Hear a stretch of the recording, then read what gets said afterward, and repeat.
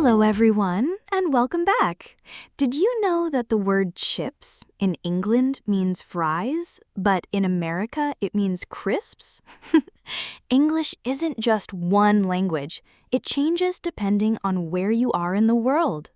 Exactly. And that's what makes English so fascinating.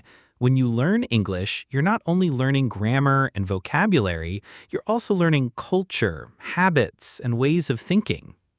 Imagine this. You're in London and someone says, "Let's take the lift." You'll go up in an elevator, but in New York, no one says lift. They say elevator. Right, and here's another one.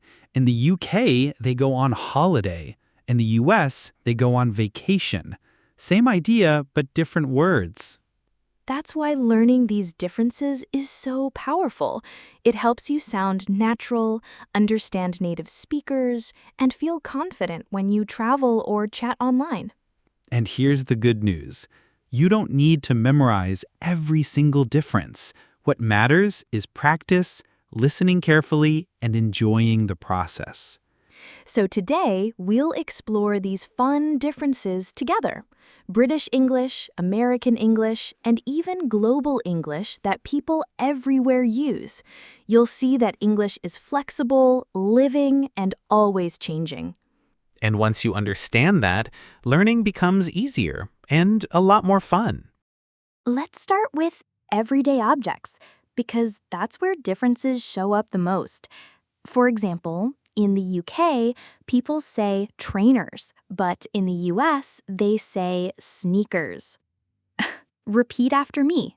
Trainers, sneakers. And in America, they put their groceries in the trunk of the car. But in Britain, it's called the boot. Imagine asking for the boot in New York. People would look very confused. Repeat after me. Boot, trunk. Exactly. And here's another one you'll use a lot. In the UK, people say flat for where they live. But in the US, it's apartment. Repeat after me. Flat, apartment. Notice something important here. Neither is wrong. Both are correct, just used in different places. So if you say apartment in London, people will still understand you, but they'll probably expect flat. Yes, and this is the secret. Understanding both styles gives you freedom. You can adapt depending on who you are talking to, and that makes your English sound more natural. And the more you listen and repeat, the easier it becomes. Soon you'll hear both words and instantly know what they mean. That's powerful English learning. Let's move on to food and eating, because this is where British and American English can get really fun. In the UK, people say biscuit, but in the US, that same thing is called a cookie. Repeat after me. Biscuit, cookie. And here's a twist. In the US, a biscuit is actually a soft bread roll, usually eaten with butter. So if you order a biscuit in America, don't expect something sweet. Repeat after me. Biscuit, bread roll.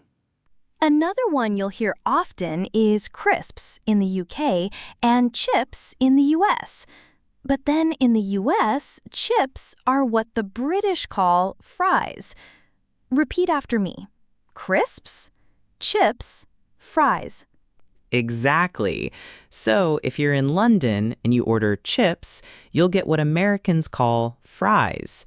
But in New York, chips are the thin, crunchy snack in a bag. It's a great example of how one word can mean two different things. And that's why it's so important not to panic. Just remember the context. If you're at a restaurant and they ask, "Do you want chips with that?" In the UK, it means fries. In the US, it means potato chips. And the best tip? Listen carefully, smile, and if you're not sure, just ask.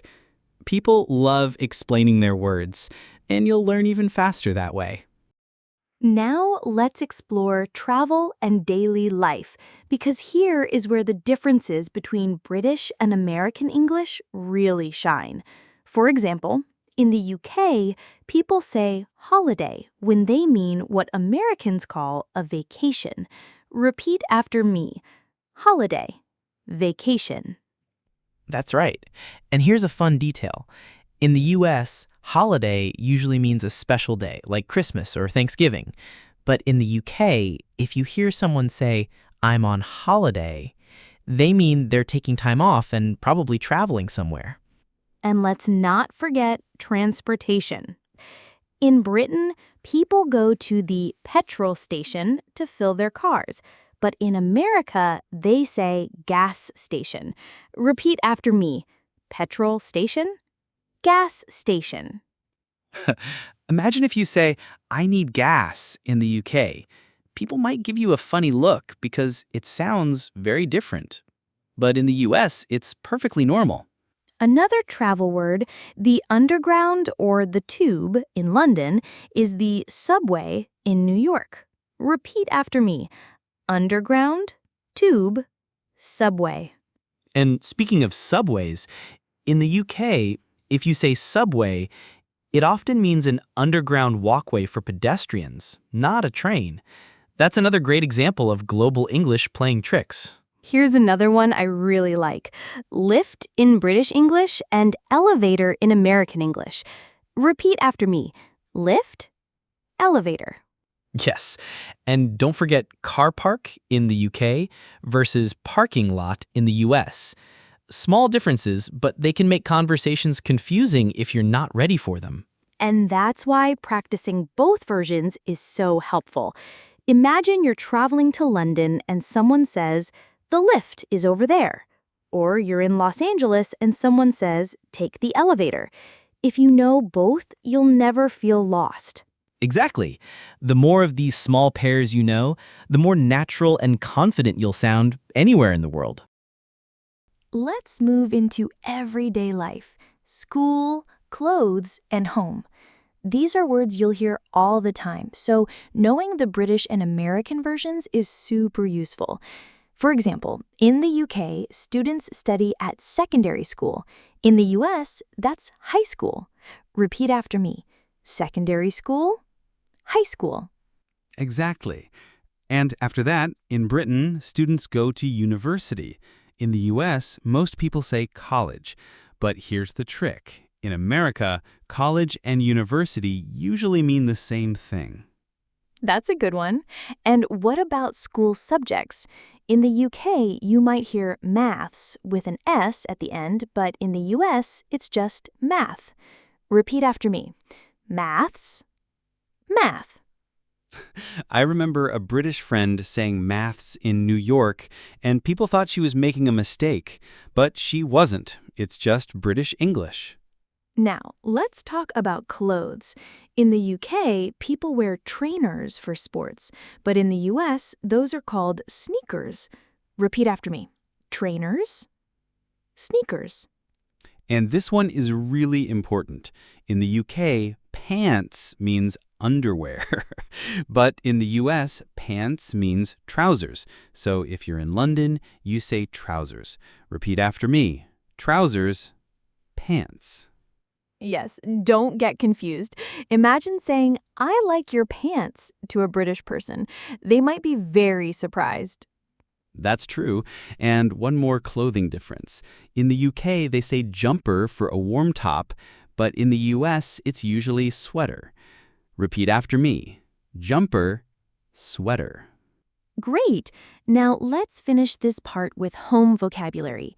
In the UK, the flat is where people live. In the US, it's an apartment. Repeat after me. Flat, apartment. Exactly. And in Britain, you might post a parcel at the post office. But in the US, you send a package at the post office. Same idea, just different words. Okay, everyone, now it's time for the fun part. You've learned the words, you've heard the differences, but the best way to remember them is to hear them in action. Exactly. Real English isn't just lists and rules. It's conversations. And today we're going to practice with a natural dialogue full of British and American English words. As you listen, try to shadow us. Repeat after us. Notice how the words change depending on who's speaking. And don't worry if you make mistakes. That's part of the fun. Just relax, listen, and join the conversation with us. Perfect. Let's jump right into the dialogue and see how these everyday words really sound in use. Hey, Mateo, guess what? I went shopping yesterday and I bought a new jumper. Oh, a jumper. Wait, do you mean a sweater? Exactly. Jumper in British English, sweater in American English. It's so warm and cozy. Nice. I just bought some sneakers last week. Or, as you would say, trainers. Trainers, sneakers, same thing. As long as they're comfortable, right? Totally. Oh, and by the way, I need new trousers. Not pants, trousers. Otherwise, I'll confuse my British friends. Good choice. Yeah, in Britain, pants means underwear, so be careful what you say. I learned that the hard way once. So, Mateo, how's your college going? Pretty good. We just finished our math exams. Or should I say maths if I'm speaking British? Exactly. Maths in the UK, math in the US. And are you planning to go to university after college? Yes, I'd like to. But, in America, people usually say college, even when they mean university. Right, that's a big difference. In the UK, people almost always say university. True. Oh, speaking of differences, my cousin just moved into a new apartment. Apartment? Or should I say flat? Exactly. Flat in the UK, apartment in the US. Same place, different word. Did he also get a parcel delivered? Or was it a package? Good question. He got a package, but in Britain, that would be a parcel. Honestly, these small words make English so fun. They really do. It's like a secret code. Once you know both, you can understand everyone. Exactly. And the more we practice them in real conversations, the more natural it feels. That dialogue was a fun way to see how British and American English can sound so different, right? I love how a simple word like chips in the UK and fries in the US can totally change the meaning. Yeah, and what I like is that neither version is wrong. It just depends on where you are and who you're talking to. That's the beauty of global English. It's flexible, it's alive. Exactly. And for learners, that's important to remember. Don't get stressed if you mix them up. People will still understand you. The real goal is confidence and connection, not perfection. Right. No one is going to stop being your friend because you said lift instead of elevator.